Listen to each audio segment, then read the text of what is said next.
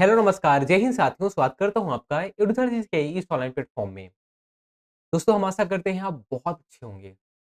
जैसे कि हम अग्निशमन विषय विशिष्ट के बारे में अभी क्लासेस चल रही हैं, ठीक है हमारी। क्यों? क्योंकि देखिए ये हमारे लिए नया है। हम छत्तीसगढ़ पहले पढ़ चुके हैं, हम मैथ्स पहले पढ़ चुके हैं, हम रीज़निंग पहले पढ़ चुके हैं। तो ये हमारे लिए नया है और इससे क्वेश्चन कुछ भी बन सकते हैं। 10 क्वेश्चन, 15 क्वेश्चन, 20 क्वेश्चन, 30 क्वेश्चन तक भी बनने की संभावना है। ठीक है? ज़्यादा क्वेश्चन नहीं आएँगे, लेकिन इतने क्वेश्चन बन सकते हैं, क्योंकि विषय विशिष्ट का उल्लेख किया गया है। ठीक है? तो आपको अच्छे से सारी चीज़ें पता होनी चाहिए। तो अब आपको करना क्या है? आपको छत्तीसगढ़ पहले से अच्छे से तैयार करके रख लेना है। आपको मैथ पहले तैयार करके रख लेना है। आपको रीज़निंग तैयार करके रख लेनी है। ठीक है? इंडियन जीएस वगैरह आप तैयार करके रख लीजिए। साथ में इसको जैसे हम पढ़ा रहे हैं, वैसे ही आप थोड़ा-थोड़ा, थोड़ा-थोड़ा करके कवर करते जाइए। डेफ़िनिटली आपको बहुत अच्छे स्कोर आ जाएगा। जो आज का हमारा टॉपिक है वो है ऊष्मा का संचरण। ऊष्मा के संचरण और साथ में हम जैसे कि फायर डे मनाते हैं, ठीक है जंगल की आग को क्या बोलते हैं? तो कुछ-कुछ इम्पोर्टेंट और जो फैक्ट हैं उनको हम यहाँ पे कवर करने वाले हैं, ठीक है? तो अग्निशमन के बारे में जो सामान्य जानकारी होती है, ठीक है? तो सामान्य जानकारियों से संबंधित जो इम्पोर्टेंट फैक्ट हैं उससे हम यहाँ पे क्वेश्चन लाए हुए हैं, ठीक है? पहला क्वेश्चन का आप आंसर बताइए। समुद्र की आग को क्या कहते हैं हम? दावानल, जंगल की आग, वाइल्ड फायर या बड़वानल? क्या है बड़वानल? बड़वानल, बताइए। तो हम समुद्र की आग को क्या बोलते हैं? इसका जो सही जवाब हो जाएगा वो हो जाएगा बड़वानल, ठीक है? जंगल की आग को किस नाम से जाना जाता है? जंगल की आग को हम नाम कौन से नाम से जानते हैं? क्विक फायर गलत, ऑप्शन बी दावानल, ठीक है? और समुद्र की आग को हम या बड़वानल क्या बड़वानल के नाम से जानते हैं, ठीक है? समुद्र हो गया और जंगल का दावानल, ठीक है? जंगल का दावानल, ठीक है। चलिए आगे देखिए। यदि आग का तापमान 1400 डिग्री सेल्सियस से 1600 डिग्री सेल्सियस हो, तो उसका रंग कैसा दिखाई देता है? अगर आग का टेम्परेचर सोचिए 1400 डिग्री सेल्सियस उतना हो या उससे ज़्यादा 1400 से 1600 के आसपास में हो, तो उसका जो रंग है कैसा दिखाई देता है? कैसा दिखाई देता है? ऑप्शन सी सफ़ेद दिखाई देता है। कैसा? सफ़ेद। नेशनल फायर डे कब मनाया जाता है? बताइए, बताइए। नेशनल फायर डे हम कब मनाते हैं?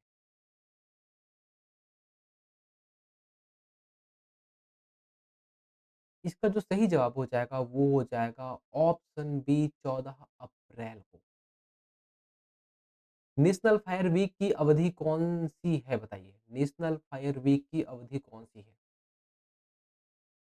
नेशनल फायर डे 14 अप्रैल, क्या 14 अप्रैल? तो नेशनल फायर वीक क्या हो जाएगा 14 से 20 अप्रैल तक नेशनल फायर वीक मनाते हैं।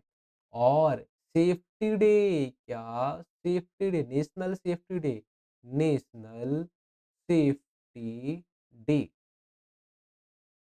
नेशनल सेफ्टी डे हम कब मनाते हैं बताइए? कब मनाते हैं? कब? 4 मार्च को। कब? 4 मार्च को हम मनाते हैं। चलिए आगे देखिए। आग का संचरण किसे कहा जाता है? आग का संचरण किसे कहा जाता है? आग को बुझाने का, आग का एक स्थान से दूसरे स्थान तक पहुँचने का, आग का निर्माण का या पानी से आग रोकना।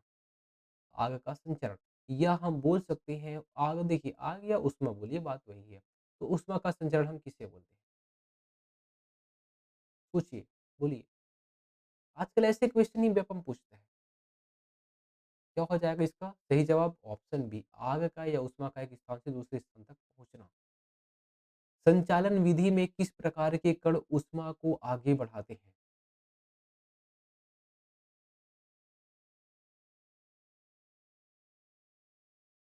इसका सही जवाब हो जाएगा ऑप्शन सी ठोस अवस्था के कण, ठीक है?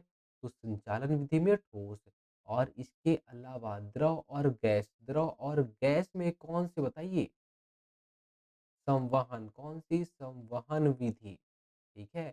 और जब किसी के लिए माध्यम की ज़रूरत नहीं, क्या माध्यम की ज़रूरत ही नहीं पड़ेगी किसी के लिए, माध्यम की ज़रूरत ही नहीं। भाई साहब ना मुझे ठोस चाहिए, ना मुझे द्रव चाहिए, ना मुझे गैस चाहिए। तो बताइए, उसमें क्या होगा? तो वो विकिरण के माध्यम से ऊष्मा ट्रांसफ़र होता है, उसे हम बोलते हैं विकिरण। चलिए, संवहन विधि में ऊष्मा का प्रसारण किस अवस्था में होता है?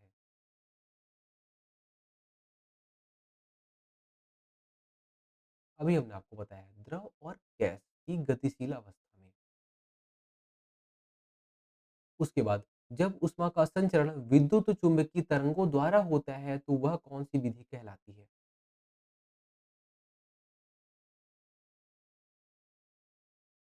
इसका सही जवाब हो जाएगा विकिरण, ठीक है?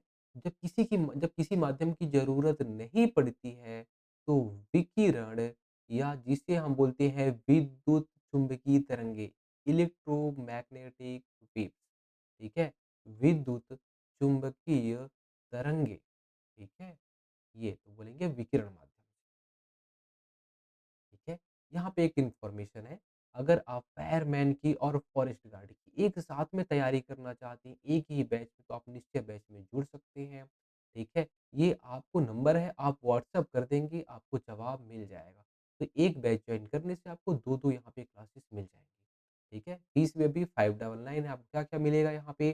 तो हैंड रिटन नोट्स आपको मिलेंगे, सब सारे सब्जेक्ट के यहाँ पे वीडियो लेक्चर मिल जाएँगे, टेस्ट मिल जाएँगे आपको, ठीक है? और अगर मान लीजिए आपको किसी सब्जेक्ट में दिक्कत है, क्या चीज़ है, तो आप यहाँ पे पर्सनल गाइडेंस भी ले सकते हैं, ठीक है? उसके सब चीज़ों के लिए आपको पहले एप्लीकेशन डाउनलोड करना पड़ेगा, एडू36 ऐप। उसके बाद देखिए, आज का हमारा लास्ट क्वेश्चन, दहन विधि किसके माध्यम से आग के फैलने को रोकती है या फिर दर्शाती है, सॉरी, है ना?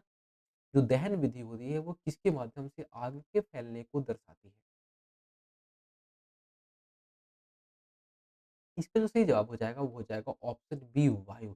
देखिए, जो गाँव में क्या तो बोलेंगे, गाँव जो होता है, गाँव में रहती है फसल, या जो जंगल में आग लगती है या जंगल में जो आग लगती है, उसको ही हम बोलते हैं कौन-सी विधि? तो ये दहन विधि होती है। कौन-सी विधि?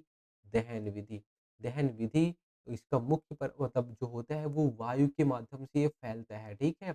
मान लीजिए कि पूरा का पूरा कोई फसल है और अच्छी खासी सूख गई है, ठीक है? या फिर जंगल है, गर्मी के टाइम में आप देखते हैं जंगलों में आग लग जाती है, तो कौन-सी विधि? तो ये जो होती है वो दहन विधि के थ्रू होता है, आग फैलती है।